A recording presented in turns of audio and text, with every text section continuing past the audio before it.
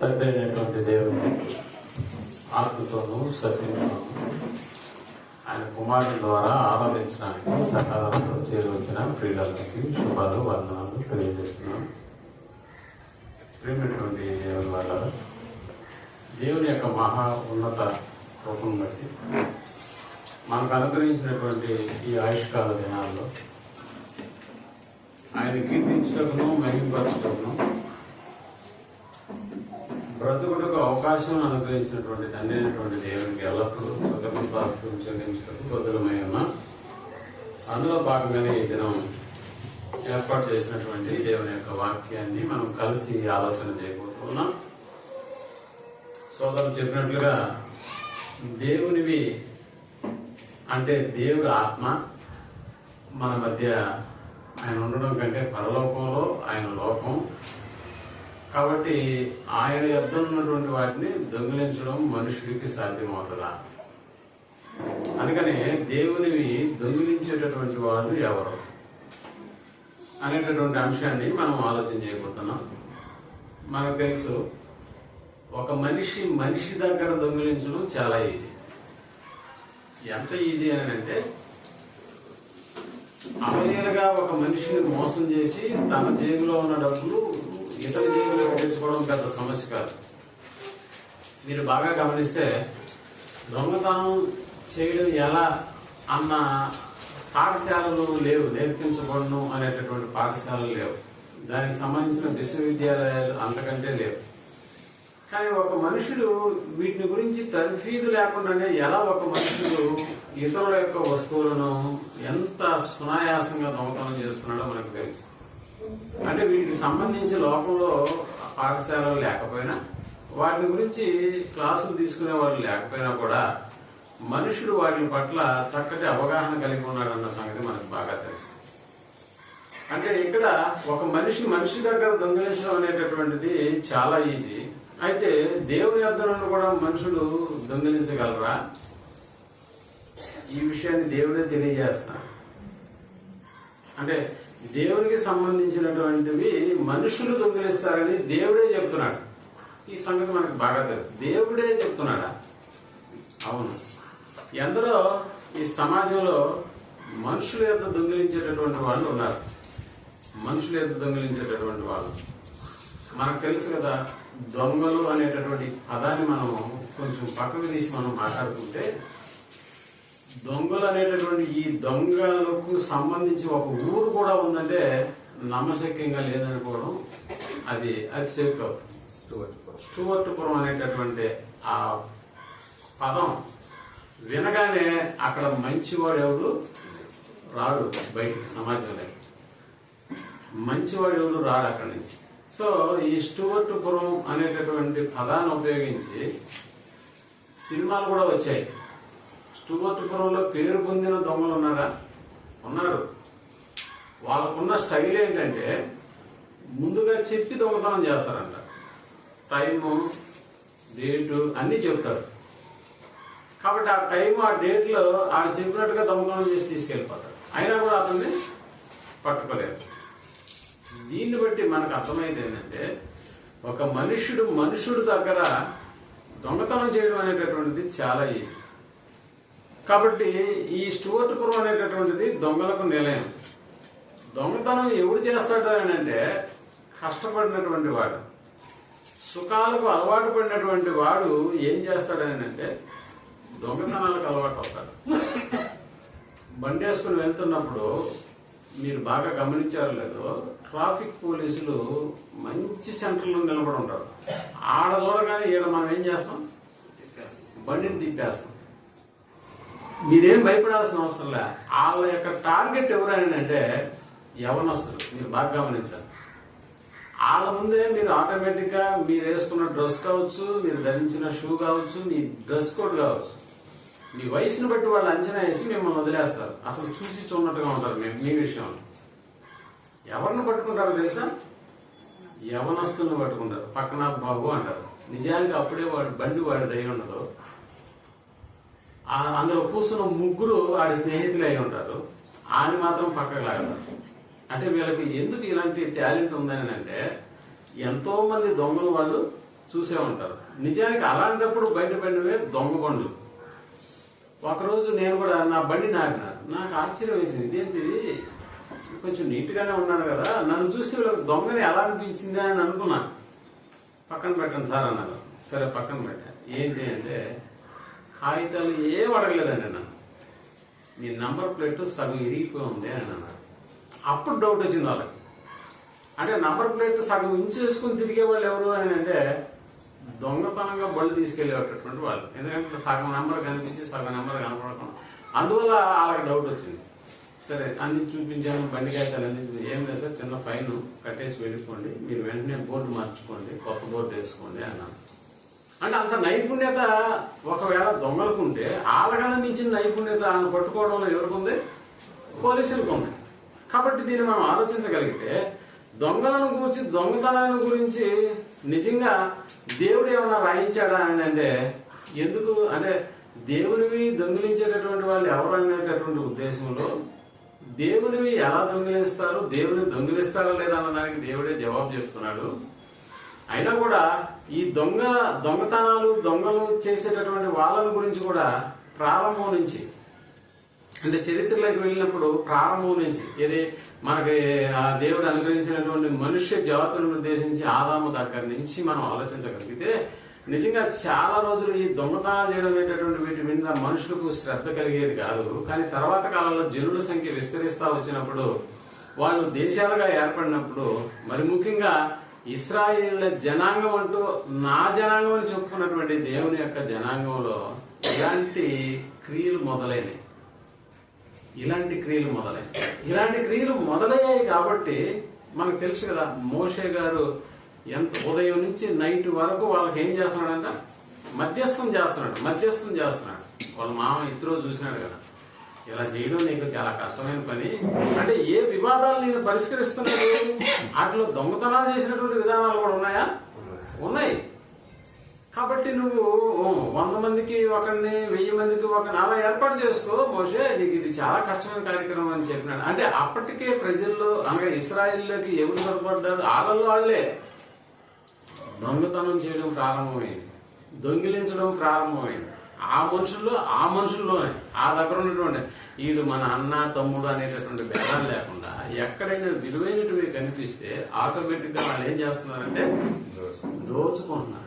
కాబట్టి దేవుని యొక్క ఆజ్ఞలను మనం అనుసరించేటటువంటి వాళ్ళమైతే ఆ రోజు కూడా ఇశ్రాయేల్ అనేటటువంటి వాళ్ళు నా జనము అని చెప్పుకున్నటువంటి ఇశ్రాయేల్ ప్రజలను ఉద్దేశించి దేవుడు ఒక చట్టాన్ని ఏర్పాటు చేసినాడు. అది మోషే గారి ద్వారానే దేవుడు వారికి ఇచ్చాడన్న సంగతి మనకు తెలుసు. అలాంటి ఆ చట్టంలో దేవుడు రాసినటువంటి ఒక పదాన్ని మీరు కానీ గమనించగలిగితే బైబిల్ అంతట్లో చిన్న పదం ఏదైనా ఉందంటే ఇది మాత్రమే. ఒకసారి మనం చూద్దాం. నువ్వు నిర్గమాకాండము 20వ అధ్యాయము 15వ వచనాన్ని మనం ఆలోచించగలిగితే 20వ అధ్యాయము 15 దొంగిలకూడదు. అంతే. ఏముంది అక్కడ? దొంగిలకూడదు. బైబిల్లోనే అతి చిన్న పదం, బైబిల్ అంతట్లో అతి చిన్న పదం ఏదైనా ఉందంటే ఇదే. బాగా గుర్తుపెట్టుకోండి. అతి చిన్న అధ్యాయం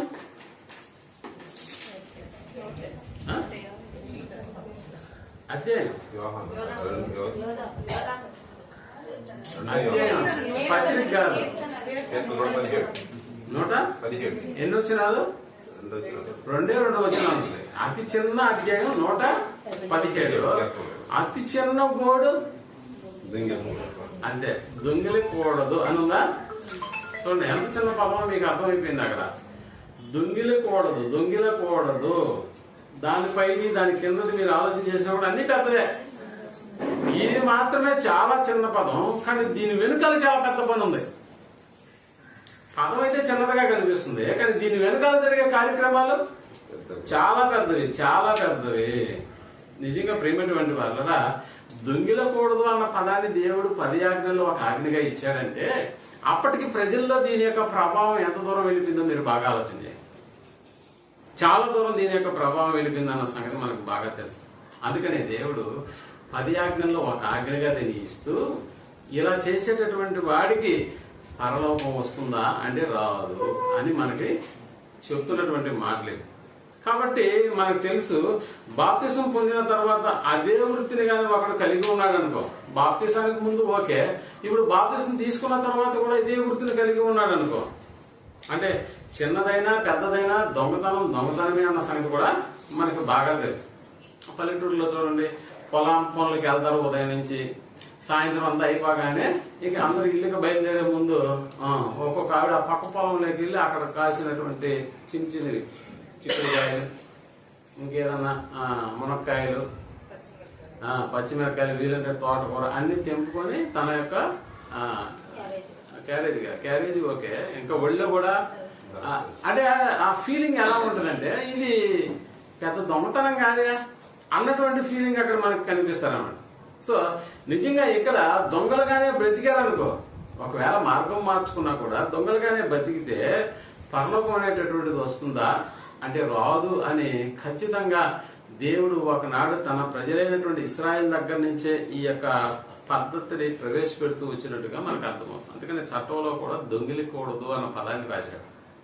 సో ఎందుకు అంత చిన్న పదాన్ని రాస్తూ దాని వెనుక జరుగుతున్నటువంటి పెద్ద పెద్ద కార్యక్రమాల గురించి మనం నష్టపోతాం అన్నదానికి చట్టంలో దీన్ని పొందుపరిచాడు అన్న సంగతి మనం జ్ఞాపకం చేసుకుంటే, ఇప్పుడు ఆ కార్యక్రమం జరిగించేటటువంటి వాళ్లకు ఏంటంటే ఇప్పుడు నేను దొంగతనం చేశాను ఏంటి ఇప్పుడు అని అంటే ఇదిగో ఏంటో చెప్తున్నాడు. కొరింథీయులకు రాసిన మొదటి పత్రిక 6వ అధ్యాయము 10వ వచనాన్ని మనం ఆలోచించగలిగింది. కొరింథీయులకు దొంగలైనను అదిగో అండర్లైన్ చేసుకోవాలి. 6వ అధ్యాయము 10వ వచనం, దొంగలైనను మొదటి కొరింథీ, దొంగలైనను లోబులు అంటే వీళ్ళు మళ్ళా కొత్త వాళ్ళు కాదు, వీళ్ళు కిసనారోళ్ళు అనమాట. దొంగలైనను లోబులైనను త్రాగుబోతులైనను దోషకులైనను దోచుకుని వారైనను దేవుని రాజ్యమునకు వారసులు కానేరరు అనుందా. అందుకని దొంగలైనను లోబులైనను త్రాగుబోతులైనను దోషకులైనను దోచుకుని వారైనను దేవుని రాజ్యములకు వారసులు కారు. నిజంగా ప్రేమటువంటి వాళ్ళరా, వారసత్వం వీళ్ళకి లేదు అని చెప్తున్నాడు. దీంట్లో వారసత్వం పరలోకపు వారసత్వంలో వీళ్ళకి ఆ వారసత్వం లేదు. ఇంకా చెప్తూ కూడా ఒకవేళ ఇలాంటి కార్యక్రమాలు చేసే వాళ్ళు ఎవరైనా ఉంటే దయచేసి వారితో మీ సాంగత్యాన్ని కొనసాగించకూడదు అని కూడా చెప్తున్నాడు. ఒకసారి మనం చూడండి, అదే 5వ అధ్యాయంలోకి వెళ్ళి 11వ వచనాన్ని. ఇప్పుడైతే సహోదరుడు అనబడిన వాడెవడైనను, ఇప్పుడైతే పైన ఉంటుంది కదా, 6వ అధ్యాయం పైన ఉంటుంది 11వ వచనం. ఇప్పుడైతే అన్న పదం ఎందుకు వాడుతున్నాడు? సంఘంలోకి వచ్చిన తర్వాత అని అర్థం. ఇప్పుడైతే సహోదరుడు అనబడిన వాడు ఎవడైనను జారుడు గాని లోభి గాని విగ్రహారాధకుడు గాని ఇట్టుబోతు గాని త్రాగుబోతు గాని దోచుకుని వాడు గాని అయి ఉన్న ఎడల అట్టి వానితో సాంగత్యం చేయకూడదు. ఏం చేయకూడదు? సాంగత్యం చేయకూడదు. అంటే సహాయం వానితో సహవాసం చేయకూడదు. అట్టి వానితో మళ్ళీ ఏం చేయకూడదు? భుజింపకూడదు, సహవాసమే చేయకూడదు. ఇంకా కావాలంటే భోజనం కూడా చేయకూడదు. మనకు తెలుసు కదా, సహవాసం ఎవరితో చేస్తే బాగుంటుందని మనం కూడా ఆలోచిస్తామంటే, ఇలాంటి వాళ్ళతో సహవాసం చేసామనుకో, అప్పుడప్పుడు మన పిల్లలు ఇలాంటి వాళ్ళతో సహవాసం చేస్తున్నప్పుడు ఆయన పిలిచి మరీ మందలించి వీలుంటే కొట్టి, ఎందుకు అలాంటి పని మనం చేస్తామంటే సహవాసం దోషం అనేటటువంటిది. వీళ్ళు అవుతారంట, వీళ్ళు వాళ్ళు అవుతారంట. సో కాబట్టి ఈ సహవాసం అనేటటువంటిది కూడా ఇక్కడ జరుగుతుంది. కాబట్టి మీరు వారితో ఏం చేయకూడదు అంటాడంటే సాంగత్యం చేయకూడదు. అసలు భోజనానికి రమ్మన్నా పోకూడదు. ఎవరు ఆ లిస్ట్ లో ఎవరున్నా మనోళ్ళు ఎవరైనా ఉన్నారా, లేకపోతే మనమే అలాంటి వాళ్ళమే ఉన్నామా? ఒకసారి మళ్ళా చదవండి.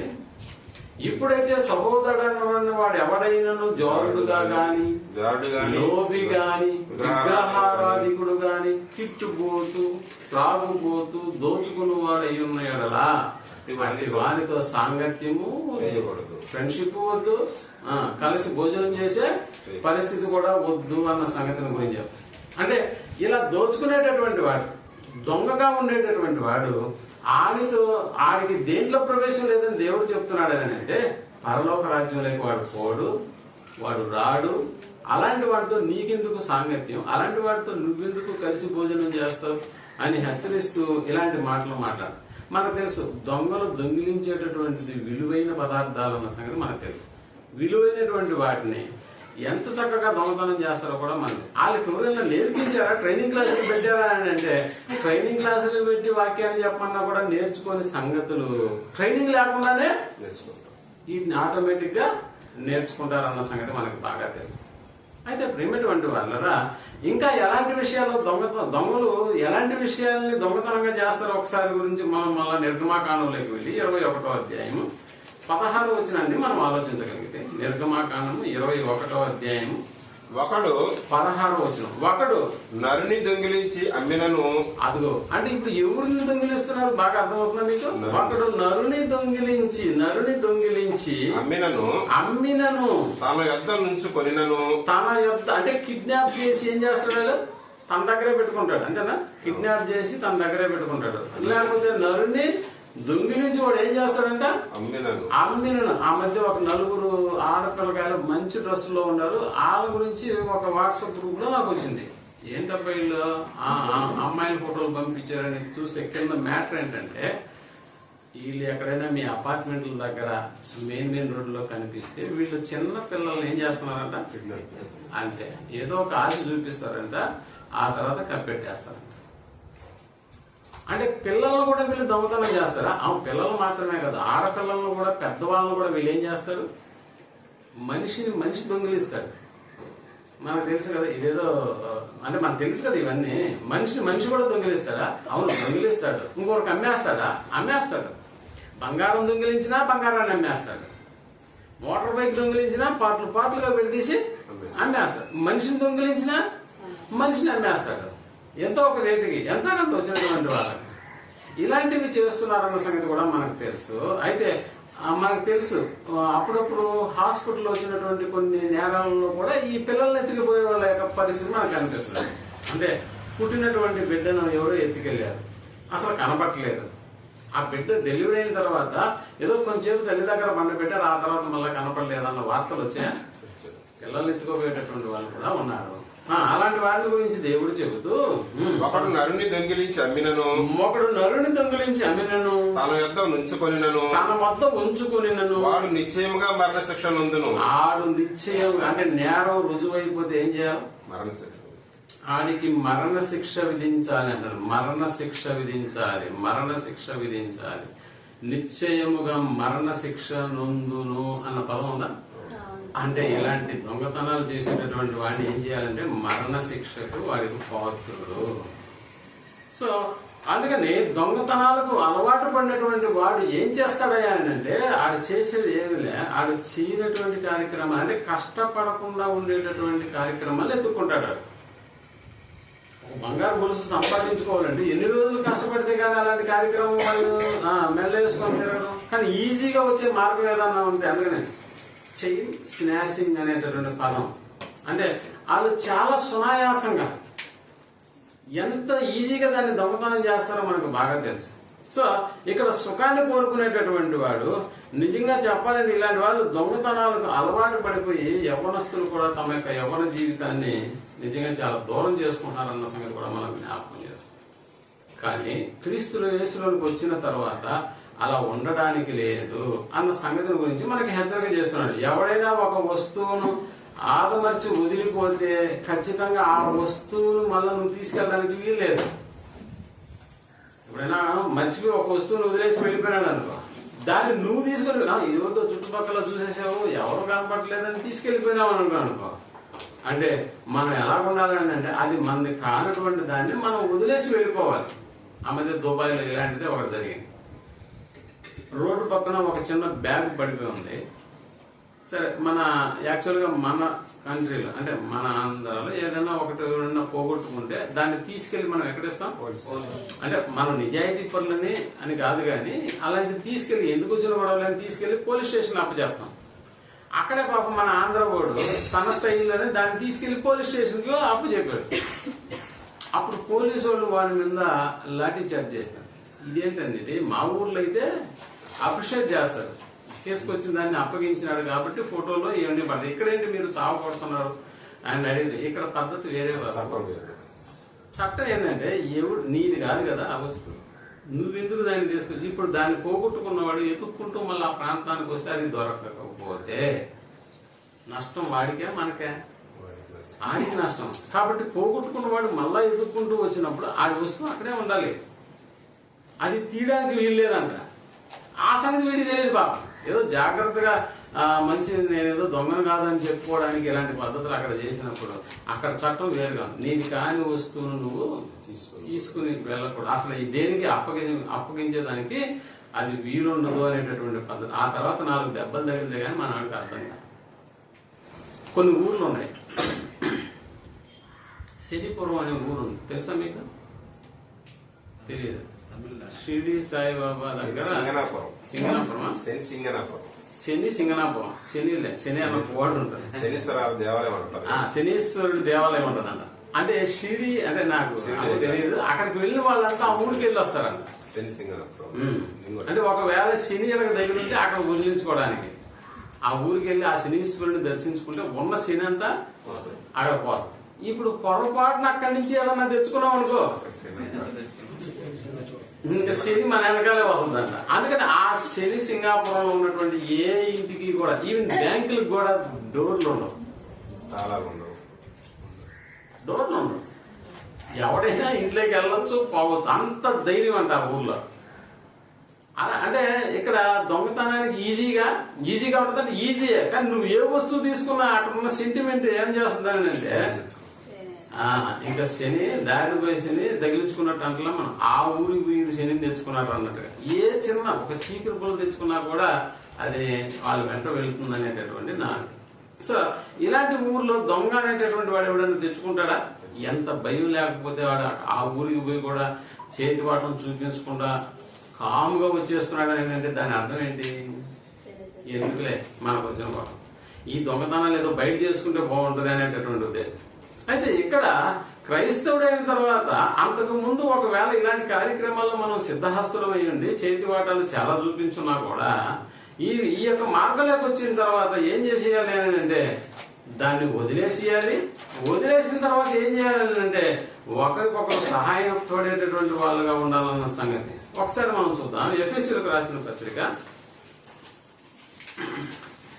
4వ అధ్యాయం 28వ వచనాన్ని మనం ఆలోచించగలిగితే, ఎఫెసీయులకు రాసిన దొంగిలివాడు ఇక మీదట దొంగిలక, అదిగో దొంగిలించేవాడు ఇక మీద దాన్ని ఇక్కడ మాట్లాడుతున్నాడంటే ఈ మార్గంలోకి వచ్చిన తర్వాత ఇక మీద ఏం చేయకూడదంట?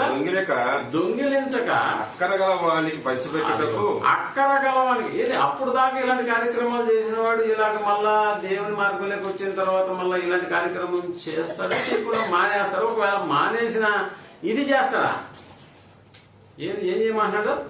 అక్కరగల వానికి పంచిపెట్టుటకు, అక్కరగల వానికి పంచిపెట్టుటకు వీలు కలుగు నిమిత్తము తన చేతులతో మంచి పని చేయొచ్చు కష్టపడవలెను. తన చేతులతో మంచి పని చేయొచ్చు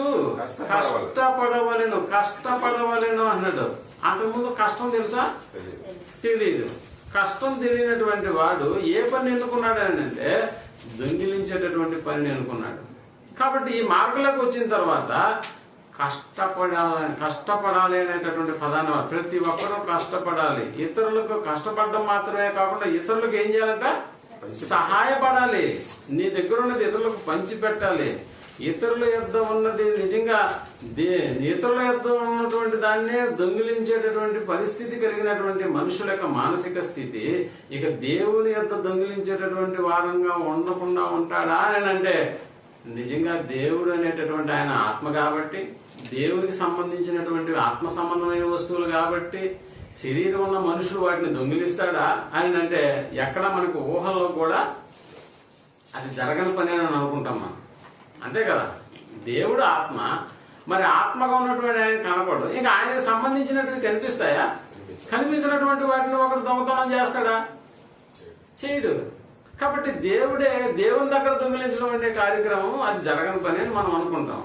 కానీ ఎంత టాలెంట్ అంటే దొంగతనం చేసేటటువంటి వాడికి ఎంత టాలెంట్ ఉండకపోతే దేవుడే చెప్తున్నాడు, నా యొద్ద మీరు దొంగిలిస్తూనే ఉంటారు అనేటటువంటి పదం వాడుతున్నాడు. ఎక్కడ వాడుతున్నాడు ఇది? మలాకి గారు. చూసారా, మనకు ఆ వాక్యాలు చాలా బాగా మనకు అర్థమైపోయాయి. నిజంగా ఇక్కడ మూడో అధ్యాయంలో మనకి ఈ చక్కటి మాటను తెలియజేస్తున్నాడు. మలాకి గ్రంథము 3వ అధ్యాయము 11వ వచనం. మానవుడు దేవుని యొక్క దొంగిలునా, మానవుడు దేవుని యొక్క దొంగిలించునా, అయితే మీరు నా యొక్క దొంగిలితిరి. అదే ఈ మాట ఎవరు చెప్తున్నాడు? దేవుడే చెప్తున్నాడు. మానవుడు దేవుని యొక్క దొంగిలినా, అయితే మీరు నా యొక్క దొంగిలించురు. దేని విషయంలో మేము దేని విషయం అయ్యా నువ్వే కనపడవు, నీకు సంబంధించిన ఎవరికి కనపడవు, అయినా నువ్వు చేస్తున్న ఈ కంప్లైంట్ నిజంగా మాకు నచ్చట్లేదు అన్నారు మనుషులు. అది కూడా దేవుడే చెప్తున్నాడు. ఏమని చెప్తున్నాడు? మేము నీ యొక్క దొంగిలించుతామని మీరు అందరూ 10వ భాగమును కాబట్టి 10వ భాగమును ప్రతిష్ఠార్పణకు ఇయ్యకుండా మీరు ఏం చేస్తున్నారు? దొంగిలించితిరి. ఈ జనులందరూ నా యొద్ద దొంగిలిస్తూనే ఉన్నారు. జనులందరూ అనేటటువంటి పదం, నా యొద్ద దొంగిలించుతూనే ఉన్నారు అన్న పదం. శాపగ్రస్తులై ఉన్నారు. అంటే దొంగతనం చేసేవాడు శాపగ్రస్తుడు. నా మందిరంలో ఆహారం ఉండునట్లు 10వ భాగం అంతయు మీరు నా మందిరపు నిధిలోనికి తీసుకుని రండి. ఈ మాటలు నిజంగా చెప్పాలంటే ఇది ఇశ్రాయేలుకి సంబంధించినటువంటి వర్డ్స్. ఎందుకు 10వ భాగం ఎవరికి ఇవ్వాలని దేవుడు ఆజ్ఞాపించాడు? లేవి గోత్ర యాజకులకు ఇవ్వాలనేటటువంటి, ఎందుకంటే వాళ్ళకి భూభాగం నేను ఇవ్వలేదు కాబట్టి మీరు సంపాదించుకునేటటువంటి వాటిలో నుంచి తీసుకొచ్చి ఏం చేయాలి? మందిరావరణంలోకి చేర్చేసేయాలి మీరు అని అన్నాడు. అలా చేస్తే ఎలాగుంటుందో, అలా చేయకపోతే ఎలాగుంటుందో కూడా ఇక్కడ చెప్తున్నటువంటి మాట. దీన్ని చేసి మీరు నన్ను శోధించిన ఎడల నేను ఆకాశపు వాక్యములను విప్పి, ఇలా చేస్తే మీరు నన్ను శోధించినప్పుడు ఆకాశపు వాక్యములను విప్పి పట్టజాలనంత విస్తారంగా దీవెనలు కుమ్మరించదనని సైన్యములకు అధిపతి యెహోవా సెలవిచ్చుచున్నాడు. 11వ వచనం. మీ పంటను తినివేయు పురుగులను నేను గద్దిస్తాను. పురుగులు పంటను తినేస్తున్నాయంటే మీకు తెలుసు కదా. ఎప్పుడైనా మీరు రైతు డిపో, రైతు అంగడి అక్కడికి వెళ్ళినప్పుడు ఏ పంట వేస్తున్నామని అడిగినప్పుడు ఆ పంటకు సంబంధించిన ఫలానా తెగులు లేదా ఫలానా పురుగు దాన్ని త్వరగా నాశనం చేసేస్తుంది కాబట్టి దానికి ఈ మందు వాడని ఒక మందు ఇస్తాడు. ఆ మందు రైతు వెనకాల కట్టుకొని ఒక మిషన్ వేసుకొని స్ప్రే చేస్తాడు. ఇప్పుడు ఆ పంటలో ఇప్పుడు నువ్వు స్ప్రే చేయాల్సిన అవసరం లేకుండా దేవుడు ఒక పద్ధతిని పెట్టాడు. ఏంటి ఆ పద్ధతి? నువ్వు పంట ద్వారా సంపాదించినటువంటి దాంట్లో 10వ వంతు నువ్వు ఎక్కడిచ్చేస్తే బాగుంటది? మందిరంలోకి తీసుకెళ్లి దాన్ని అప్పచెప్పేస్తే ఇప్పుడు నీ పంట మీదకి వచ్చే పురుగును కూడా ఆడిగిపోతున్నారు అని అడుగుతాడు. ఏముంది, మనోడు పంట మీదకే కదా. ఆడు కరెక్ట్ గానే ఏం చేస్తున్నాడు?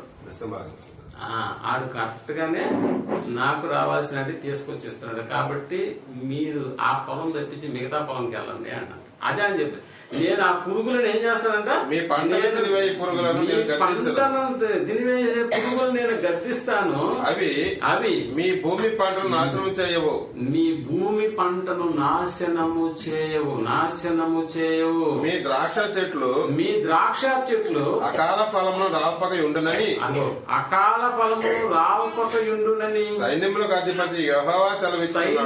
అధిపతి యెహోవా సెలవిచ్చుచున్నాడు అన్న పదం. అంటే ఇప్పుడు మనకు అర్థమవుతుందా? మందిర ఆవరణంలోకి మీరు ఇచ్చే 10వ వంతు తీసుకొస్తే లాభం నాకు కాదు మీకే అన్నాడు దేవుడు. అది మీకే లాభం. ఎలా లాభం? నువ్వు వేసే పంట ఏ తెగులు రాదు, నువ్వు వేసే పంట ఏ పురుగు కన్ను కూడా పడదు. ఎంత బాగా నవనవలాడుతున్నా కూడా పైరు పంట మీరు చూసినప్పుడు ఈ రైతు చాలా పురుగులు మందులు కొట్టినట్టున్నాడు అనేటటువంటిది మనకు అర్థమవుతున్నప్పుడు మనం అనుకోవాలి, ఓహో ఈ రైతు దేవునికి ఇవ్వాల్సినది ఏం చేస్తున్నాడు. కాబట్టి దేవునికి ఇవ్వాల్సినది ఇచ్చేస్తే దేవుడే ఆ పంటను ఏం చేస్తాడు? సురక్షితంగా కాపాడతాడన్న సంగతి మనం జ్ఞాపకం చేసుకోవాలి.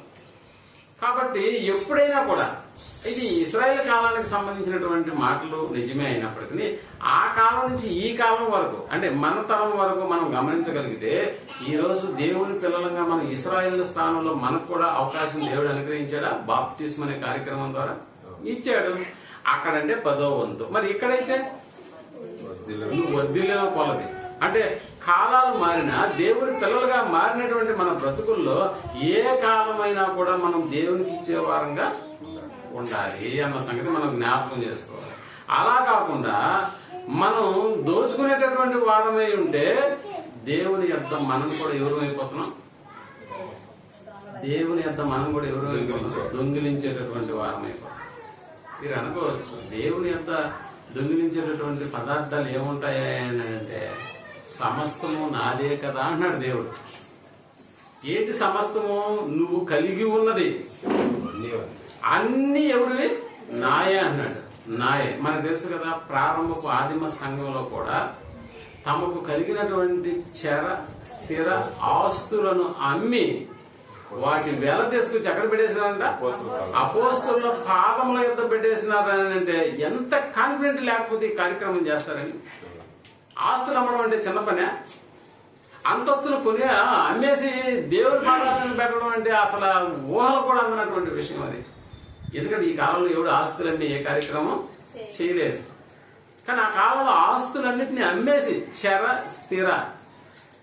అంటే కదిలేటటువంటివి. అంటే కారు ఉంది అనుకోండి, కారు అమ్మేసి పెట్టేయాలి. స్థిర రైట్. ఈ రోజుల్లో నేను చెప్పాను, మనకు జంతువులు లేకపోవచ్చు, కానీ మనకున్న కదిలే వస్తువులు అనేటటువంటివి కూడా మనకి ఆస్తి లాంటివి. స్థిరంగా ఉండేటటువంటివి పొలాలు, బిల్డింగ్లు, ఏదైనా కూడా. అంటే మొదటి శతాబ్దపు క్రైస్తవ్యాన్ని మనం ఆలోచన చేసినప్పుడు వాళ్ళు తీసుకున్నటువంటి నిర్ణయాలు వెనుకున్నటువంటి ఆ నమ్మకాన్ని మనం గమనిస్తే అపోస్తుల పాదాల దగ్గర పెట్టేసినారని అంటే ఎందుకయ్యా మీరు అన్ని ఎతకొచ్చి మా దగ్గర పెట్టండి, ఎన్ని రోజులు బతకటం లేండి అంతేనా? ఎన్ని రోజులు బతకటం లేదు. ఆ బతికేదేదో దేవుని సన్నిధిలో బతికేస్తే సరిపోద్ది అన్నట్టు అన్నింటినీ తీసుకొచ్చి అక్కడ పెట్టేస్తున్నారు. మనకు తెలుసు ఇదే విషయాన్ని అననీయ సఫీరా కూడా విన్నారు, అలా చేశారు. దాంతో వాళ్ళ ప్రాణాలు కూడా పోయాయన్న సంగతి మనకు తెలుసు. అంటే ఇక్కడ మనం ఆలోచించగలిగితే దొంగకు దొంగతనం చేసినప్పుడు వాటి విషయాల్లో అతడు అనుభవిస్తున్నటువంటి అనుభూతిని బట్టి దేవుడు కూడా ఒక పదం రాయించాడు. ఒకసారి మనం సామెతల గ్రంథంలోకి వెళ్ళి 9వ అధ్యాయం 16వ వచనాన్ని మనం ఆలోచించగలిగితే, 9వ అధ్యాయం 16 సామెతల గ్రంథము 9వ అధ్యాయం 16వ వచనాన్ని మనం ఆలోచించగలిగితే, జ్ఞానము లేనివాడా ఇక్కడికి రమ్మని వారిని పిలుచును, ఇక్కడికి రమ్మని వారిని పిలుచును. అది తెలివిలేని వాడు ఒకడు వచ్చుట చూచి దొంగిలించిన నీళ్లు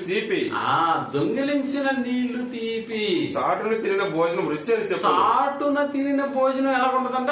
రుచి. చాటున తిన్న భోజనం అంటే దొంగిలించి తెచ్చుకొని తినిన, దొంగిలించిన నీళ్లు ఎలా ఉంటాయంట? తీపి.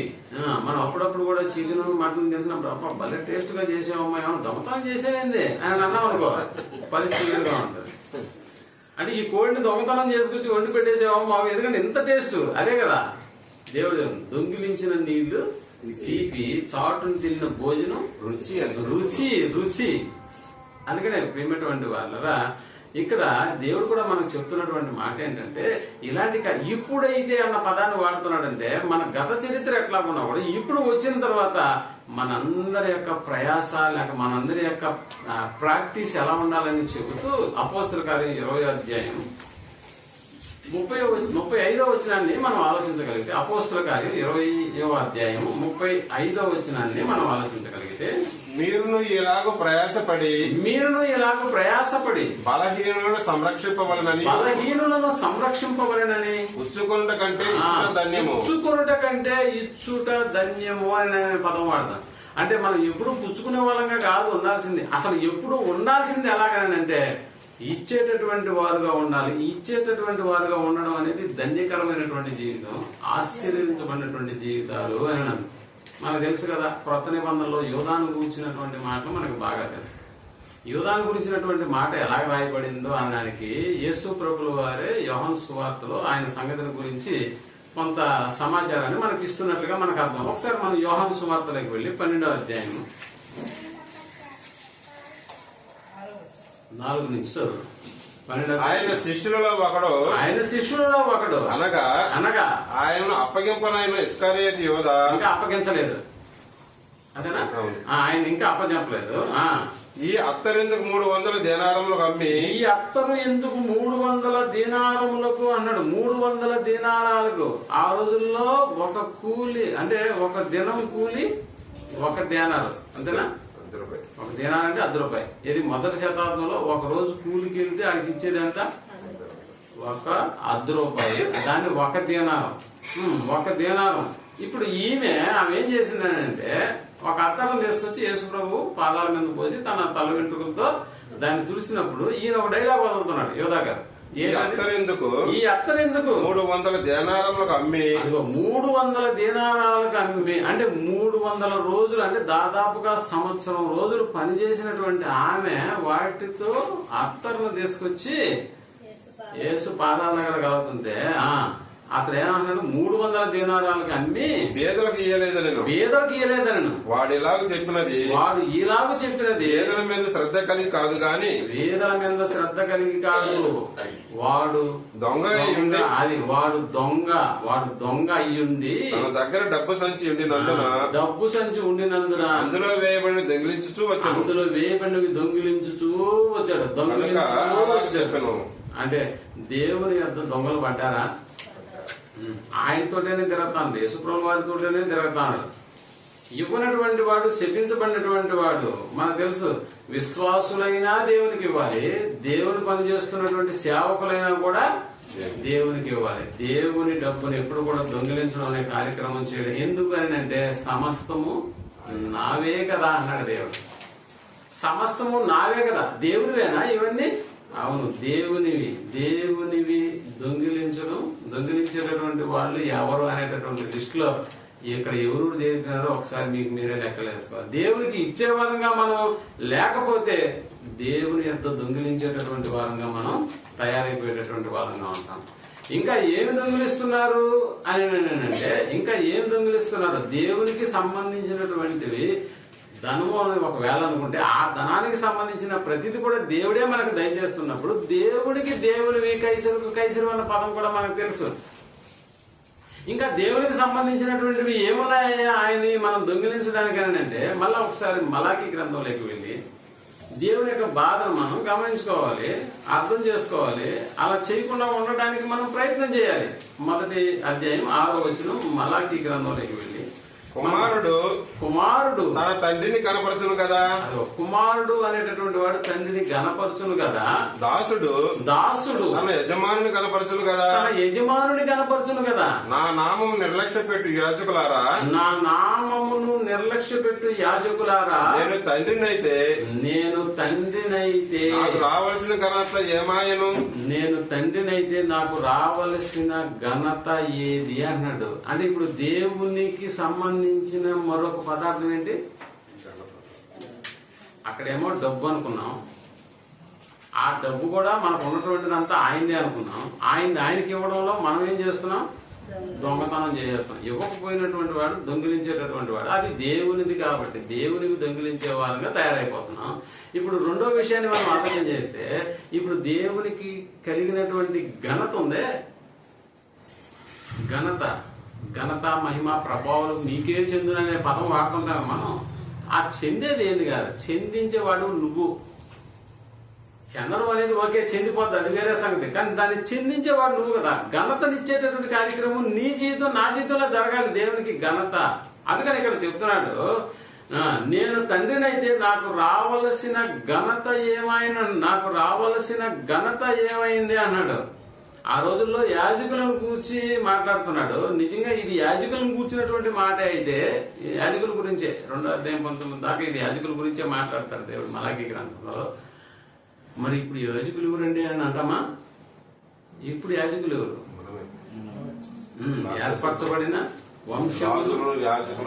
ఏర్పరచబడిన వంశమును రాజులైన యాజక సమూహము అన్న పదం ఎవరికి సంబంధించింది అంటే ఇప్పుడు మనం కూడా యాజకులు. బాప్తిసం తీసుకున్న ప్రతి ఒక్కడు యాజకుడు. ఏర్పరచబడిన వంశానికి సంబంధించినటువంటి వాడు.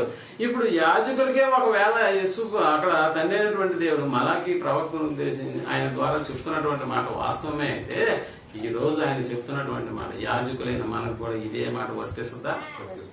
అందుకని తండ్రినైతే, నేను మీకు తండ్రినైతే, నిజంగా దేవుడు మనకు తండ్రి కాదా? అందుకని పరలోకమందున్న మీ తండ్రి అని యేసుప్రభువు వారు మాట్లాడారు. అంటే యేసుప్రభువు వారు దేవుణ్ణి తండ్రిగా మనకి ఏం చేశాడంటే పరిచయం చేశాడు. కాబట్టి ఎక్కడైనా చూసినా పరలోకమందున్న మీ తండ్రి, పరలోకమందున్న మీ తండ్రి అన్న పదం మత్తయి సువార్తలో కొండ మీద ప్రసంగంలో మనకు కనిపిస్తుంది. నిజంగా అలాంటి తండ్రి అయినటువంటి ఆ పదం దేవునికి ఆపాదిస్తే, ఇప్పుడు తండ్రి అయిన దేవునికి ఘనతను తీసుకొచ్చే దేవుడు కుమారుడు. ఇప్పుడు నిజంగా మనం కుమారులం అయితే మన తండ్రికి ఏం తీసుకురావాలి? ఘనత తీసుకొని రావాలి. మనకి దేవుని సేవకు ఏదైనా ఇస్తుంది మనిషి ఘనత. అంటే ఇది మనం దేవుని సేవకు పలాంటి ఇచ్చేస్తున్నాము కాబట్టి ఇది నేను ఇచ్చానని చెప్పుకుంటే ఘనత నీ వైపు జరుగుతుంది. అలా కాకుండా మనిషికి ఘనత రాకూడదు, ఆ ఘనతంతా దేవునికే చెందాలనేటటువంటి విధంగా ఎప్పుడైనా మనం ఆలోచన చేసామని అంటే లేదు. ప్రియమైనటువంటి దేవునికి ఏదైనా మనం ఇచ్చినప్పుడు ఇది ఫలానా ఆయన దేవుని కొరకు చదివించాడన్న పదం ఇక్కడ మైక్ పెట్టి చెప్పేసామనుకో. పాత రోజుల్లో వివాహాలు అనేటివి మైక్ ద్వారా ఆ ఊరంతా వినిపించేటట్టు చెప్తా. పెళ్లి కుమారుడిని ఆశీర్వదించి పెళ్లి కూతురు మేనమామ ఫలానా చదివించాడు. చదివింపుల కార్యక్రమం, అదే చదివింపులు అంటే అది. అంటే ఒక ఆయన చదువుతా ఉంటాడు, మైకులో ఊరందరికీ వినిపిస్తా ఉంటది. సో ఇక్కడ కూడా మనం దేవుడికి ఇచ్చేటటువంటి దాని విషయంలో మళ్ళా మనం మైక్ వేసుకోవాలా? అందుకని చెప్తున్నాడు ప్రసంగం, కొండ మీద ప్రసంగంలో. ఒకసారి మత్తయి రాసిన సువార్త 6వ అధ్యాయం 2వ వచనంలో, 6వ అధ్యాయం 2వ వచనం, కావున నీవు ధర్మము చేయనప్పుడు మనుషుల వలన ఘనతనుందవాలనని వేషధారులు సమాజ మందిరములను నీ ముందర బోర బోధించవద్దు అన్నాడు. ఏదైనా దేవాలయం కట్టినప్పుడు మీరు చూడండి, అక్కడ శిలాఫలకాలు ఉంటాయి. శిలాఫలకాలు అంటే దేవుడికి సంబంధించినవి కాదు, ఎవరు ఎంత ఇచ్చాడో ఆయన పేరు లిస్ట్ ఉంటుంది అన్నమాట. ఇలా బోర బోధించవద్దు. నువ్వు చేసింది ధర్మకార్యం అన్నప్పుడు నువ్వు బోర బోధించుకోవద్దు. ఎందుకంటే నువ్వు దేవునికి ఇచ్చిందే అయితే ఆయనకు రావాల్సినటువంటి ఘనత ఆయనకు దక్కాలి, కానీ నీకు దక్కడం ఏంటి? దేవుడికే నువ్వు ఈ కార్యక్రమం చేస్తే నువ్వు ఘనత పొందకూడదు, దేవుడు ఘనత పొందాలి. అంటే దేవునికి చెందాలి, నీకు చెందకూడదు. ఇప్పుడు చదవండి, మనం చదువుకున్నటువంటి లేఖన భాగం అపోస్తలుల కార్యం 12వ అధ్యాయము 20వ వచనం నుంచి మనం ఇక్కడ ఆలోచించగలిగితే, అపోస్తలుల కార్యం 12వ అధ్యాయము 20. తూరీముల మీదను సీదోనీయుల మీదను అతనికి అత్యాగ్రహం కలిగినందున ఏక మనసు రాజు వద్దకు వచ్చి ఆయనకు కోపం వచ్చేసింది. వాళ్ళందరూ కలుసుకున్నారు. రాజు మన మీద కోపపడ్డాడు కాబట్టి రాజులంతకు పోయేటప్పుడు ఆయన అంతఃపురం పై అంటే ఈయన పిఏ బ్రాస్తును తమ పక్షంగా చేసుకుని ఆడికి కొంత డబ్బు ఇచ్చేసినారు. అప్పుడు వాళ్ళు రాజుతో ఏమంటారు అపాయింట్మెంట్ ఏర్పాటు చేసినాడు. ఎందుకంటే వాళ్ళ పట్టణానికి వీళ్ళ దేశం నుంచి రాజు ఊరి నుంచి గ్రాసం పోతుంది, గడ్డి పోతుంది, ఎక్స్పోర్ట్ అండ్ ఇంపోర్ట్ జరుగుతా ఉంది. కాబట్టి ఇప్పుడు ఏం చేయాలా? ఆయన పిఏని అడిగి ఈయన అపాయింట్మెంట్ తీసుకున్నారు. విచారణకర్త బ్లాస్తును తమ పక్షముగా చేసుకుని సమాధాన పడవాలని వేడుకొనిరి. ఎందుకనగా రాజు యొక్క దేశము నుండి వారి దేశమును గ్రాసము వచ్చుచుండెను. నియమింపబడిన దినం ముందు అపాయింట్మెంట్ తీసుకున్న దినాని కోసం వీళ్ళు కూడా రెడీగా ఉన్నారు. ఎందుకు రాజుకి ఏం చేయాలి? ఇప్పుడు వీళ్ళు వెళ్ళి రాజరాజ మార్తాండ అన్న పదాలు వాడితేనే ఆయన రాజు కొంచెం బాగా ఒప్పుతాడు అనమాట, లావు ఎక్కుతాడు. సో ఇక్కడ కార్యక్రమం అదే జరిగింది. నియమింపబడిన దినమందు ఏ రోజు రాజు వస్త్రములు ధరించుకొని న్యాయపీఠం మీద కూర్చుండి వారి ఎదుట ఉపన్యాసం చేయగా వారి మీద ఉపన్యాసం చేశాడండి. ఒక్కొక్క డైలాగ్ కి వీళ్ళు ముందుగానే అది పూర్తి కాల చప్పట్లు కొడతా ఉన్నారు.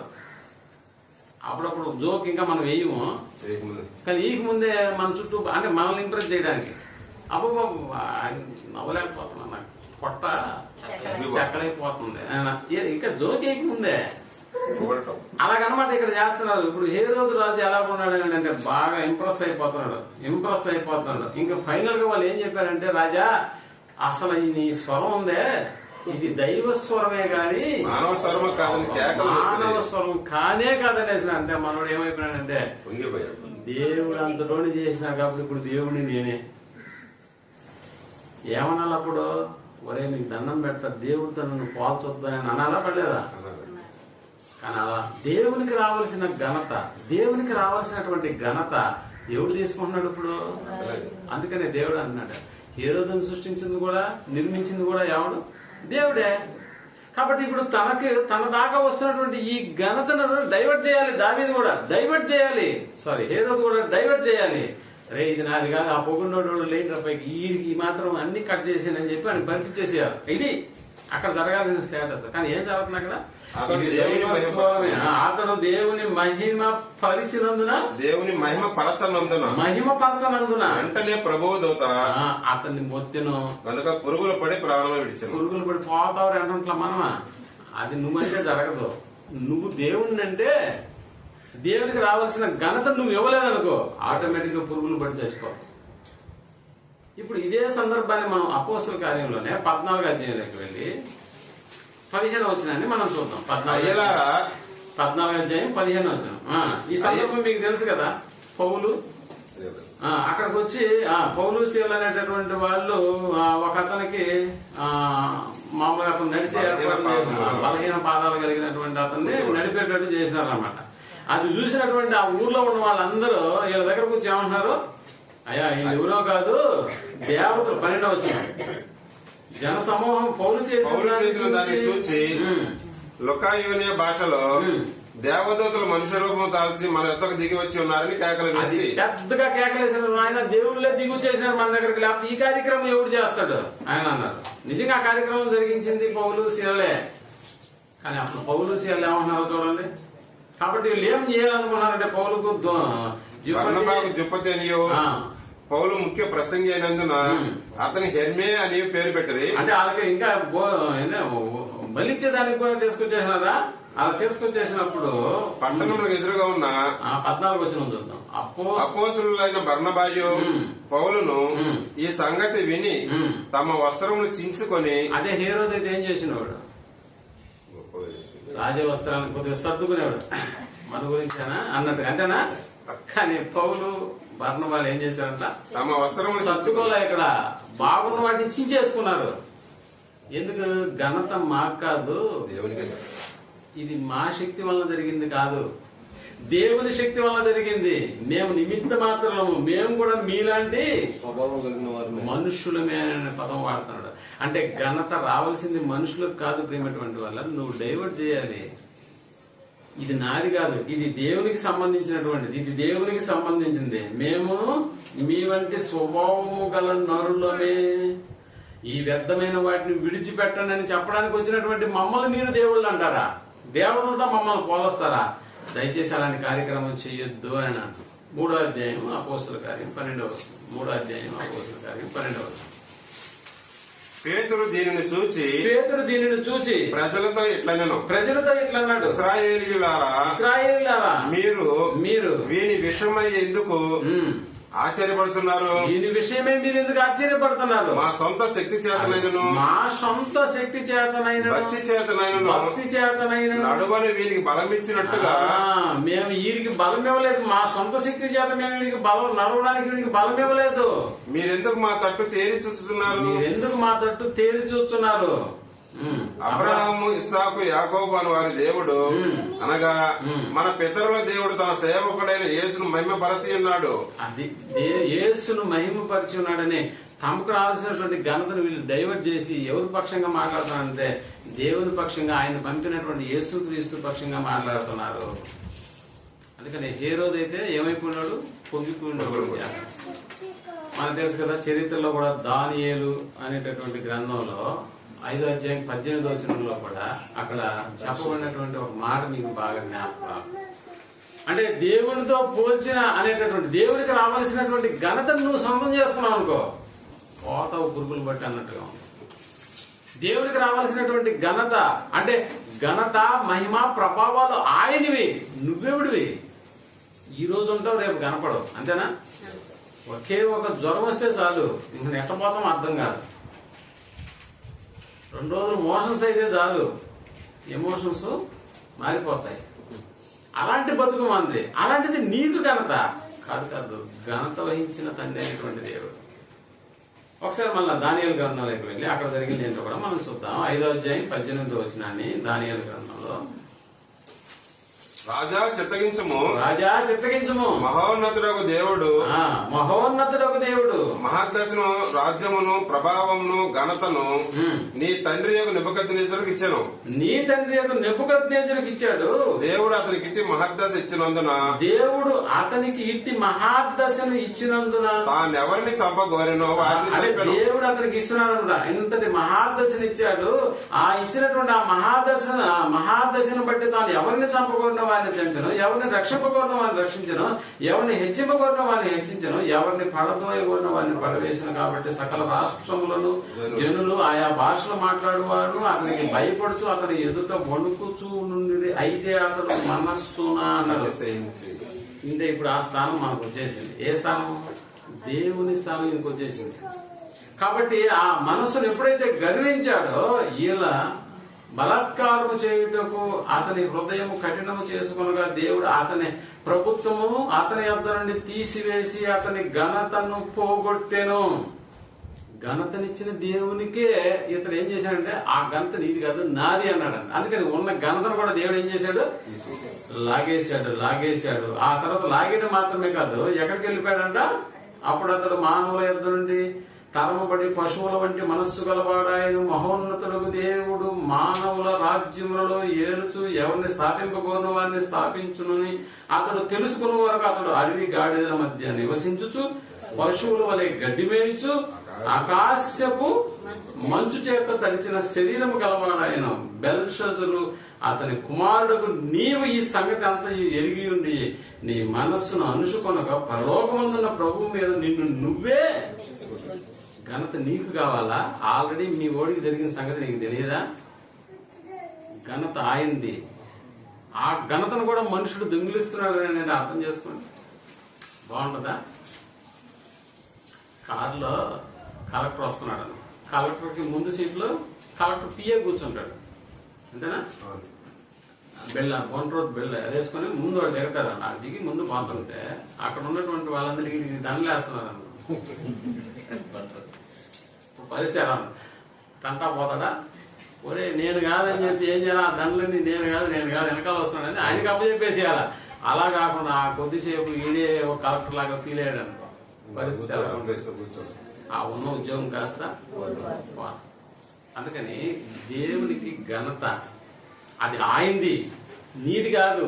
నువ్వెందుకు తెచ్చిపెట్టుకుంటావు? నేను తండ్రినైతే నాకు రావలసిన ఘనత ఎక్కడా అన్నాడు. మళ్ళా చూద్దాం, మలాకి గ్రంథంలోకి వెళ్ళి. యజమానుడు కూడా తండ్రిని ఏం చేస్తాడంటే నేను యజమానుడనైతే నాకు భయపడేవాడు ఎక్కడ ఉన్నాడు అని సైన్యములకు అధిపతి యెహోవా మిమ్మల్ని అడగగా ఏమి చేసి నీ నామం నిర్లక్ష్య పెట్టేదమని మీరు అందరూ. ఏమి చేసి నీ నామం నిర్లక్ష్య పెట్టామయ్యా అని మీరు అడుగుతారు. నా బలిపీఠం మీద పవిత్రమైన భోజనమును మీరు అర్పించుచు ఏమి చేసి నిన్ను అపవిత్రపరచుతామని మీరు అందరూ. యెహోవా భోజన బలను నీచపరచనందుకు చేతనే కదా. నాకు రావాల్సిన ఘనతను మీరు ఏం చేస్తున్నారంటే, దేవునికి ఏమి ఇవ్వాలి అని మీ దగ్గరకు వచ్చినప్పుడు మీరు ఏమి ఇవ్వాలంటే, ఆయనకి ఇవ్వాల్సినటువంటి ఘనత ప్రకారం ఆయనకి తీసుకొచ్చి ఒక గుడ్డి దాన్ని, రోగం కలిగినటువంటి దాన్ని, ఇది తక్కువ రేటుకు వస్తాయి తెలుసా మీకు? బలి ఇవ్వాలి అని అంటే గుడ్డిది ఇది రేటు ఎక్కువ పడదా తక్కువ పడుతుందా? ఏముందలే, చినిపోయిన కాగితం కూడా సందా వేసేసాం అనుకో, ఎవడేసాడో గుంపులో పోయింది, అయిపోయింది. మళ్ళా ఇంకా బాగా చెప్పాలంటే తీసి 10 రూపాయలను తీసి బాగా నలిపి ఇట్లాగా వెళ్ళి ఒక్కరోజు కూడా కనపడకూడదు, పక్కనోడు కూడా కనపడకూడదు. కాబట్టి బాగా నలిపి దాన్ని చేసేస్తాం. ఇంకా చెప్పాలంటే మన ఇంట్లో మారకుండా ఉండే కాగితాలు తీసుకొచ్చే సగం కాగితాలు లెక్క పెట్టేసి భాస్కర్కి తెలుస్తాయి. ఇవన్నీ లెక్క పెట్టే కాగితాలు అంటే మనం ఆ సగం కాలిన కాగితాలు, సగం చినిగిన కాగితాలు, చినిగి మళ్ళీ దాన్ని ఏమంటారు కట్టుకట్టిన కాగితాలు, అతికేసిన కాగితాలు. సరే ఇప్పుడంటే అది, అప్పుడు పరిస్థితి చూడండి ఏం చెప్తున్నాడు. నా బలిపీఠం మీద అపవిత్రమైన భోజనం మీరు అర్పించు ఏమి చేసి నిన్ను అపవిత్రపరచుదని మీరందరూ యెహోవా భోజనం బలను నీచపరచనందు చేతనే కదా గుడ్డి దానిని తీసుకుని బలిగా అర్పించిన ఎడల, గుడ్డి దానిని తీసుకొచ్చి బలి అర్పించిన ఎడల అది దోషము కాదా? అది దోషము కాదా? కుంటి దానినైనను కుంటి దానినైనను రోగము గల దానినైనను అర్పించిన ఎడల, అర్పించిన ఎడల అది దోషము కాదా? అది దోషం కాదా? అట్టి వాటిని నీ అధికారికి నీవు ఇచ్చిన ఎడల, అట్టి వాటిని నీ అధికారికి ఇచ్చి చూడు. అరుకునేవాడికి కాదు నేను చెప్పేది, నీ అధికారికి ఇచ్చి చూడు, నీ అధికారికి ఇచ్చి చూడు. అతడు నీకు దయచూపనా? అతడు నీ మీద దయచూపు. మంచిదిరా, మంచి కాయ కట్టుకొచ్చి ఇచ్చావు నాకు అని అంటాడా? ఒక్కొక్క దిగడం మన ఇద్దరు అని అంటాడా? లే, నీ అధికారి నీ మీద దయచూపనా?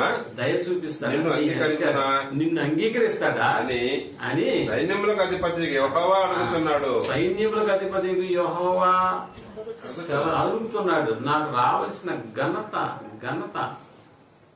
నాకు రావాల్సిన ఘనత ఎక్కడ పెట్టావు? ఇదేనా నువ్వు చేసింది? పోనీ నేనే నీకు ఇస్తున్నాను అనుకో, అలాంటి వాటిని ఇచ్చానా? సృష్టిలో ప్రథమ ఫలంగా దేవుడు మనల్ని ఉంచినట్లుగా చేశాడు. శ్రేష్టమైన ప్రతి ఈవియు పర సంబంధమైనది. శ్రేష్టమైన ప్రతి ఈవి పర సంబంధమై అది మీ దగ్గరకు వచ్చే విధంగా దేవుడు చేశాడే. ఇది కదా దేవుడు మనకు చూపించేటటువంటి ఆ గొప్పతనం. మరి మనం చూపించే ఘనత, గుడ్డి వాటిని తీసుకొస్తావా? రోగంతో ఉన్న వాటిని తీసుకొస్తావా? ఒకసారి ఆలోచన. ఇలాంటివే నువ్వు నీ అధికారికి ఇచ్చి చూడు, నీ అధికారికి ఇచ్చి చూడు. చదివింపులు చదివిస్తుంటాం కదా అప్పుడప్పుడు, మనకన్నా గొప్ప వాళ్ళకి తీసుకెళ్లి చదివింపులు ఇస్తుంటాం. ఇంకా మీరు చూడండి, రేపు జనవరి 1కి చాలా మంది అధికారుల దగ్గరికి వెళ్ళి విలువైనటువంటి బహుమతులు ఇస్తారు కదా. అక్కడ మేము మామూలుగా డాక్టర్లకి ఇస్తూ ఉంటాం కొన్ని బహుమతులు. అందులో డ్రై ఫ్రూట్స్ ఇస్తాం. డ్రై ఫ్రూట్స్ సొంతంగా ప్యాక్ చేసి ఇస్తాం. ఈ డ్రై ఫ్రూట్స్ కూడా ఒక 3 ఏళ్ల నుంచి మగ్గ పెట్టినటువంటి వాటిని తీసుకెళ్లి ఇచ్చామనుకో, దాన్ని అది ఓపెన్ చేయగానే ఆ వాసనకి తరించిపోయి ఇది ఎవడు తెచ్చాడో చూడండి రా అంటాడు. అంతేనా? దాని మీద మన పేరు ఉంటుంది. ఆయన పిలిపించండి అంటాడు. దయ చూపిస్తాడా? దారిలో మా డోర్ దగ్గర ఉండగానే మొహాన్ని కొట్టాడా లేదా? ఒక అధికారికే నువ్వు ఇచ్చినప్పుడు ఆడి దయ నువ్వు పొందలేనప్పుడు మరి ఏంటిది అంటున్నాడు దేవుడు. ఇలాంటివా మీరు? అంటే నాకు రావాల్సింది, నాకు సంబంధించినటువంటి వాటిని నువ్వు ఇప్పుడు ఏం చేస్తున్నావు? ఘనతను కూడా నువ్వేం చేస్తున్నావు? దొంగిలిస్తున్నావు. కాబట్టి ప్రియమైనటువంటి వాళ్ళరా, దేవునికంటూ ఒక శ్రేష్టమైనటువంటి ఇది దేవునికి అనేటటువంటి మనస్సు మనకు ఉండాలి. అందుకనే దేవునికి ఇవ్వవలసినటువంటి వాటిలో కయ్యేలు, హేబేలు కూడా ఎలాంటివి ఇచ్చారో మనకు తెలుసు. హేబేలు తన మందలో శ్రేష్టమైన పదం దేవునికి అనగానే ఒక శ్రేష్టమైనటువంటి వాటిని ఇచ్చేటటువంటి పేద విధవరాలు మనస్సును కూడా యేసుప్రభువు వారు చూశాడా? అంటే ఏం చూశాడంటే తనకున్నటువంటి సమస్తాన్ని ఆమె తన జీవనమంతయు అంటే చాలా మంది మనం కూడా దేవుని మహిమను ఏం చేస్తున్నాం? దొంగిలించేస్తాను. దాన్ని జరిగించకపోవడం వల్ల దొంగిలించేస్తాను. ఇంకా ఏం దొంగిలిస్తున్నావా దేవుని దగ్గర అని అంటే ఆయన ఇచ్చిన సమయాన్ని కూడా మనం ఏం చేస్తున్నాం? ఆయన ఇచ్చిన సమయం ఇచ్చినటువంటి దేవునికి సమయమే లేదని చెప్తాను. అంతేనా? సమయం ఎక్కడిచ్చాడు మనకి? 139వ దావీదు కీర్తన 16వ వచనాన్ని మనం ఆలోచించగలిగితే, 139వ దావీదు కీర్తన 16వ వచనాన్ని మనం ఆలోచించగలిగితే, నా దినములన్నీయు నీ గ్రంథములో లిఖితములాయను. నేను పిండమునై ఉండగా. ఎక్కడి నుంచి ప్రారంభిస్తాడు? నేను పిండమునై ఉండగా నీ కన్నులు నన్ను చూచెను. నియమింపబడిన దినములలో ఒక్కటైనను కాక మునిపే నా దినములన్నీ నీ గ్రంథంలో లిఖితములాయను. దేవుని సన్నిధికి రాకుండా దేవుడిచ్చే సమయాన్ని కూడా ఏం చేస్తున్నాం? అంతేనా? దేవుడిచ్చిన సమయాన్ని కూడా మనం ఏం చేస్తున్నాం? మనం అనుకుంటున్నాం, ఓ ఈయన సంద తక్కువ వస్తుందని పాఠం ఎత్తుకున్నాడు ఏమనుకుంటున్నారు. మీరు జాగ్రత్త, దానికి దీనికి సంబంధమే లేదు. నువ్వు వీకపోతే ఇంకో ద్వారా నాకు వచ్చేస్తుంది, అది వేరే సంగతి. కానీ ఈ పాఠం దానికి సంబంధించింది కాదు. దయచేసి గమనించండి. దేవునికి ఇవ్వవలసినటువంటి సమయం ఇచ్చినటువంటి ఆయనకే నువ్వేం చేస్తున్నావు అంటే సమయం లేదు బ్రదర్ అని అంటున్నావా? సమయాన్ని దొంగిలించేటటువంటి కార్యక్రమం. ఇప్పుడు దేవునివి దొంగిలించేటటువంటి వాళ్ళు ఎవరు అన్న దాంట్లో ఈ కేటగిరీలో ఉన్నటువంటి వాళ్ళు ఎవరైనా ఉంటే దయచేసి సర్దుకోవాలంటే దిద్దుకోవాలి. కాబట్టి జాగ్రత్తగా ఆలోచన చేయండి. అంటే దేవుడు మనకి ఇచ్చినటువంటి ఆజ్ఞ ఏంటంటే క్రొత్త నిబంధనలు మీరు సమాజముగా కూడుట మానక అన్న పదం ఉందే, ఆ సమాజంగా కూడుకునే సమయం నాదిరా అన్నాడు దేవుడు. నువ్వేమంటున్నావు? నీదైతే నీ దగ్గర ఉంచుకో, ఇది నా ఇల్లు, నా ఊరు, నా ఇష్టం అని అంటావా? కుదరదు. ప్రపంచంలో నువ్వు ఎక్కడున్నా నువ్వు గడిపే దినం అంతా ఆయనదే. ఈ రోజు నిద్రలే సూర్యుడు చూసామంటే బతుకు పోరా అని ఆయన విసిరేస్తే ఆ దినం నీదవుతుంది. లేదంటే రాత్రికి రాత్రే నిద్రలోనే ఏం చేస్తాడు? సమయమే లేకుండా చేస్తాడు, సమయం లేకుండా. కాబట్టి ఇక్కడ దేవునికి సంబంధించినటువంటి సమయాన్ని దేవునికి నువ్వు కేటాయించలేదా? అప్పుడప్పుడు కొంతమంది గుళ్ళో ఉన్న గంటను దొంగిలించేస్తారు. అది ఏడ తింటే అది గంట గనగనా మోగుతూ ఉంటారు. కాబట్టి ఈజీగా పట్టేవచ్చు కదా. ఇక్కడ గంట అంటే నేను చెప్తే ఆ గంట కాదు, మనం వచ్చే గంట సమయం దేవుంది అంటే ఆ గంటలో అరగంట గంట కొట్టేస్తావు. అంటే అరగంట లేటుగా వచ్చేసినామంటే ఎవడు సొమ్ము అనుకుంటున్నావు? అది సమయం ఎవడు అనుకుంటున్నావు? నీది కాదు అది. నువ్వు గడపాల్సిన సమయం దేవుళ్ళో గడపాలి. ఆ అరగంట సమయం కూడా నువ్వేం చేసావు? దొంగిలించేసావు. అయిపోయింది. దానికి దేవునికి ఘనత తీసుకురావట్లేదు, దేవునికి ఇవ్వాల్సినటువంటి ధనము ఇవ్వట్లేదు, దేవునికి ఇవ్వాల్సినటువంటి సమయాన్ని కూడా ఇవ్వట్లేదు. కాబట్టి నిజంగా దేవుని యొక్క కార్యక్రమాలు ఇన్ని గంటలు అంటే అన్ని గంటలు ఎంత లేటుగా వస్తావు, ఆ గంటలన్నీ ఎవరియో తెలుసా? దేవునివి. కాబట్టి ఇప్పుడు దేవుని అయినటువంటి ఆ సమయాన్ని కూడా మనం ఏం చేస్తున్నాం? ఇప్పుడు బాగా ఆలోచించింది. ఒక సీఎం పిఎం ఇలాగే వచ్చి మాట్లాడినాడు అనుకోండి. ఇక్కడికి వచ్చి నేను ప్రధానమంత్రి లేకపోతే మినిస్టర్ నారాయణ కూడా ఇక్కడికి వచ్చి మాట్లాడాడు. అప్పుడు మేము కూర్చున్నప్పుడు మా సెల్ ఫోన్లన్నీ ఏం చేసాం? అంతేనా? సైలెంట్ లో పెట్టేయాలి. మధ్యలో మోగింది అనుకో, ఇప్పుడు మినిస్టర్ నారాయణ మా సైడ్ చూస్తాడా? మనకి లెక్క కూడా లేదు. ఫోన్ వస్తే నేరుగా వెళ్ళిపోతాం బయటికి. వీలుంటే అది కనకనా మోగే అందరినీ డిస్టర్బ్ చేసేటటువంటి కార్యక్రమం జరుగుతుంది. అంటే ఇక్కడ మనం బాగా ఆలోచించగలిగితే ఇలాంటి కార్యక్రమం కూడా మనం ఒక అధికారి ముందే చేయలేము, అలాంటి దేవుని ముందు చేస్తున్నాం అనుకో, ఆయనకి రావాల్సిన ఘనతను దొంగిలించేస్తున్నావు, ఆయనకు ఇవ్వాల్సిన సమయాన్ని కూడా ఏం చేస్తున్నాం? దొంగిలించేస్తున్నాం. మనం సంపాదించుకున్న దాంట్లో దేవునికి ఇవ్వాల్సినటువంటి ఆ వాటాను కూడా మనం ఏం చేస్తున్నాం? ఇప్పుడు మనం అన్న పదం వాడేనా, నన్ను కూడా కలుపుకుంటున్నారా అని మీరు అనుకోవచ్చేమో. అందరి పరిస్థితి అదే. కాబట్టి ప్రియమైనటువంటి వాళ్ళరా, దేవుని కంటే గొప్పవి ఈ లోకంలో ఏదీ లేదు. కాబట్టి దేవుని కొరకు నష్టపోతే ఎప్పుడు కూడా నువ్వు లాభపడతావు అన్న సంగతి తెలుసు.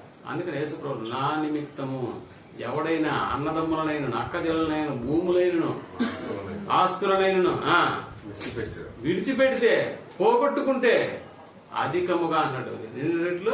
100 అన్న పదాన్ని ఒక్కసారి ఆలోచన. నిన్ను కాపాడుతున్నాడే, నీ కుటుంబాన్ని కూడా దేవుడు కాపాడుతున్నాడే, మరి ఆయనకి ఇవ్వవలసినటువంటివి ఏం చేస్తున్నావు? ఒకసారి నువ్వు ఆలోచన చేస్తున్నావు. వాటి విషయంలో నువ్వు జరిగిస్తున్నటువంటి దేవుని సన్నిధిలో మనకు తెలుసు కదా, ఒక దినం గడుపుట 1000 దినాల కంటే శ్రేష్టమైనటువంటిది. సెల్ ఫోన్ పట్టుకున్నామంటే గంటలు సమయాన్ని వదిలేస్తావు. గంటలు సమయం. ఇంక పడుకోరా అంటున్నా కూడా ఆడు ఇంకొక గేమ్ అమ్మా అని ఏం చేస్తుంటాడు? ఆడుతూ ఉంటాడు. మనం కూడా అప్పుడప్పుడు మనం యూట్యూబ్లోకి వెళ్ళామంటే ఇక దాన్ని ఆపడానికి ఛార్జింగ్ అయిపోయింది ఆగిపోయిన తర్వాత దాన్ని వదులుతాం. కానీ ఇక్కడికి వచ్చేసేటప్పటికి 10 నిమిషాలు లేట్ అయింది అనుకో, దాని సైడ్ నా సైడ్ అంతేనా? అంటే ఇంకా అన్న ఏం చేయలేదు, వదలట్లేదు. అదే సెల్ ఫోన్ నీ ముందు కూర్చుంటే మాత్రం, సెల్ ఫోన్ ముందు నువ్వు కూర్చుంటే మాత్రం ఎంత గంటలు గడిచిపోయినా ఇబ్బంది లేదు. అంటే దేవునికి ఇచ్చేటటువంటి టయాన్ని మనం, అందుకనే దేవుడు ఒక మాట సమయమును పోనీయక అన్నాడు. సమయమును పోనీయక సద్వినియోగం చేసుకునేటటువంటి కార్యక్రమం. అది దినములు చెడ్డవి కనుక సమయమును పోనీయక దాన్ని సద్వినియోగం చేసుకుని అదేనా అజ్ఞానుల వలె కాక జ్ఞానుల వలె నడుచుకోండి అనేటటువంటి పదాన్ని ఎందుకు వాడుతున్నాడు మనం? అందుకనే ఇవ్వకుండా దొంగిలించేటటువంటి వాళ్ళు కొందరు, తానే ఇచ్చి అంటే దేవుడికి ఇచ్చి తానే ఘనతను పొందేటటువంటి వాళ్ళు మరికొందరు. దేవుడు ఇచ్చినటువంటి సమయాన్ని దేవుడికి ఇవ్వకుండా దొంగిలించే వాళ్ళు మరికొంతమంది. ఈ 3 లిస్టులో ఉన్నామా? మూడిట్లో ఉన్నామా? మూడిట్లో ఏదో ఒక దాంట్లో ఉన్నామా? మూడిట్లోనే మనం 100% మార్కులు సంపాదించుకున్న వాళ్ళమే. కాబట్టి దేవుడు మనకు అవకాశం ఇస్తున్నాడు. మనకు ఎలా ఇస్తున్నాడు? 2025 కూడా నీదేరా అంటున్నాడు. 2025 కూడా ఇచ్చావనుకో, ఘనత నాదే అంటావా? నేను సంపాదించుకున్న డబ్బు నాదే అంటావా? నువ్వు ఇచ్చే సమయం కూడా నాదే అంటావా? ఒక్కసారి ఆలోచించే. అలా అనుకుంటే ఒకటి పురుగులు పట్టిపోతాం, 2025 మనది కాదు అనే లెక్కలో మనం బతకాలి. మీరు బాగా డిసెంబర్ 31వ తారీఖు చచ్చిపోయిన వాళ్ళ లిస్టు చూడండి. మీరు ఆ రోజు పేపర్లో పడినటువంటి వాళ్ళు. దేవుడు ఏమి ఇవ్వలేదు, 2025 ఇవ్వలేదు అన్న ఫీలింగ్ నీకు వస్తే నిజంగా 2025 కూడా మన సొంతం కావాలని అంటే ప్రేమటువంటి వాళ్ళరా. ప్రతి విషయంలో దేవునికి మనం ఎలా ఉండాలంటే నమ్మకంగా బ్రతికేటటువంటి వారంగా ఉండాలి. దేవునికి ఇవ్వవలసినటువంటిది అది డబ్బా, ధనమా, ఘనత, లేకపోతే సమయం, అది ఆయనకి ఇచ్చి ఆయన పట్ల మనం నమ్మకంగా బ్రతకగలిగితే 2025 కూడా మందే అవుతుంది. ఆయుష్, ఆరోగ్యం కూడా దేవుడు మన కొరకు ఎప్పుడు కూడా దయచేసి దానికి సిద్ధంగా ఉంటాడన్న సంగతిని మర్చిపోకుండా ఈ విధంగా దేవుని మాటలు విని ఆలోచన చేసి సరిదిద్దుకునేటటువంటి గొప్ప ఏర్పాట్లు మన బ్రతుకులు ఉండాలని కోరుకుంటూ ముగిస్తూ ఉన్నాం. ప్రార్థన చేసుకున్నాం. దయగలిగిన మా కన్న తండ్రి, ఉన్నతమైనటువంటి మాట మరొకసారి మేము ఆలోచించడానికి మీరు ఇచ్చినటువంటి సమయాన్ని బట్టి మీ కృతజ్ఞతలు తెలియజేస్తున్నాను. సమస్తము మీ వల్లే మాకు అందుతున్నది నాన్న. అలాంటి మేము మీతో పోల్చుకోవడానికి మాకు పోలికే కాదు. అందుకే మీరు మాకు తండ్రిగా, మమ్మల్ని కుమారులుగా మీరు చూస్తున్నటువంటి ఆ ఘనతను బట్టి మిమ్మల్ని గణపరిచేటటువంటి వారంగా మా జీవితాల్లో మేము కలిగి ఉండేటటువంటి ఆ భాగ్యాన్ని మేము కలిగి ఉన్నామని గుర్తుంచుకుని నాన్న, ఘనత రావాల్సింది మీకే. మా సంపాదనలో మేము వద్దెలను కొద్ది ఇవ్వాల్సింది కూడా మీకే. మీరు ఇచ్చినటువంటి సమయాన్ని కూడా మీకు కేటాయించవలసినటువంటి వారం మేము. వీటిలో ఏది కూడా మేము దొంగిలించకుండా మీ యొక్క సమయాన్ని, మీకు రావాల్సినటువంటి ఘనతను, మీకు రావాల్సినటువంటి ధనాన్ని మేము అన్ని కోణాల్లో ఇచ్చేటటువంటి వారంగా, మిమ్మల్ని మహింపరిచే వారంగా మేము ఉండలాగా సహాయం చేసి నడిపించమని ఈ బిడ్డలకు మీ యొక్క వాక్యాలను వివరించాను. మా హృదయాల్లో వాటిని మేము పదిలిపరుచుకుని అలా ప్రవర్తించే వారంగా మేము ఉండినట్లుగా సహాయం చేసి నడిపించమని ఈ ప్రార్థనను మా రక్షకులను మీ ప్రియకుమారైనటువంటి యేసు ప్రభువు వారి నామం ప్రార్థించి అడిగి వేడుకొంచున్నాం తండ్రి. ఆమేన్.